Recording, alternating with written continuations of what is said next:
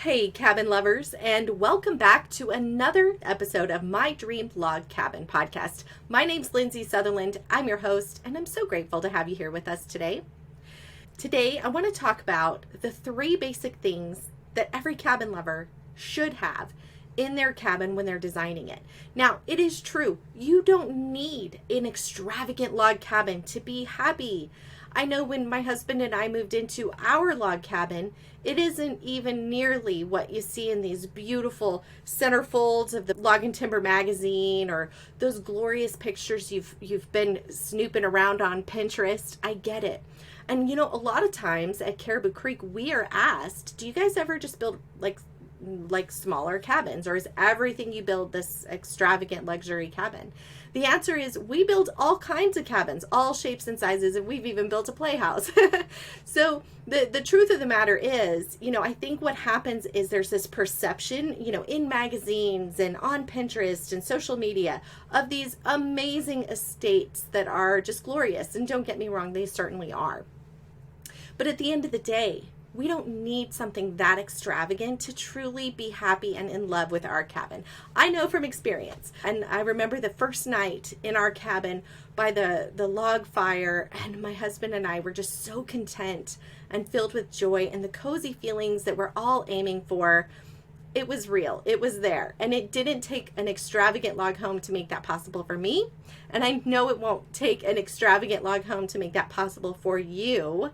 Unless, of course, that's something you actually do desire and are looking for, which is a whole, obviously go for what you want. As a matter of fact, that leads me into the very first point that I want to make.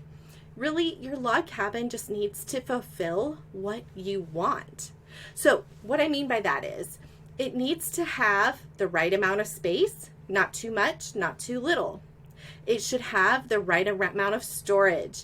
It should have the right amount of land. All of those things that are important and meaningful to you.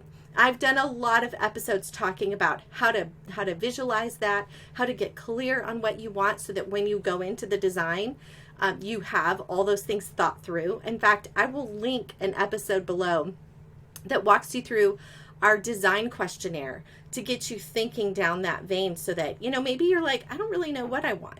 That's a great episode to go tune into. But number one, the point is you don't need an extravagant log home if your home has everything that's meaningful to you. So be sure to think about that real long and hard and design your home to fit your lifestyle. Number two, and it kind of ties into number one, is the land size and the lot layout. If water is important to you, don't settle. Get the lot that matters, that you're just going to love to live on. Another thing is you may not need, 50 acres. You could be happy with 1.2 or 2.3. Heck, I'm happy with my 5-acre parcel. I was talking to a friend of mine recently, and she said, your property is so beautiful, it seems so big. Now, she lives in the city where they have these little 1/4-acre lots. So, of course, it seems big to her. And I said, you know what? It's the right amount of size. I think anything bigger would feel like too much for me to handle. But it's also exactly what I wanted for my kids to have a place to play. We've got our animals and our homestead. And so really think about what size lot is going to be right for you. And then what things do you need to have on your lot? Do you need water or not? Do you prefer mountains or do you prefer a view? Ask yourself those questions.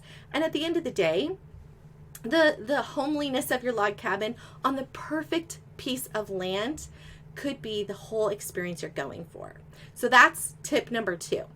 And last but not least, I want you to think about resale value. Now, this is something that not a lot of people do think about when they're in the vision planning stages, because it's something you think about obviously years down the road when you're ready to sell or maybe passing it down to your children. But think about that in the beginning. The quality of the craftsmanship really matters because you want your log home to last generations, I'm sure. And on top of that, think about things like copper caps. We've had Nortec copper caps on here a few times. Definitely go back and listen to them if you're not really sure what I'm talking about. But when it comes to decks and overhangs of logs, wherever you have exposed end grains, definitely consider something like the Nortec copper cap system to help protect the longevity of your logs from rotting. These are things that are really important, can save you thousands and thousands of dollars later on. So short and sweet episode here today, but I did want to just jump in here and give you permission to dream small if that's what matters to you. You know, in fact, we've even had people who've built their home and then later said, you know what, we're going to sell it and build something smaller because it was too much home. Friends, I don't want you to regret the choices you make after you go through the whole process of building your home. So really think through it. Be sure to dive into all these episodes because we really get you thinking about what's important to you.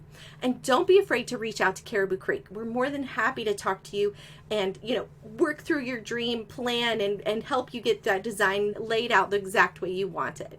All right, thanks for tuning in. As always, be sure to subscribe and we'll see you next time.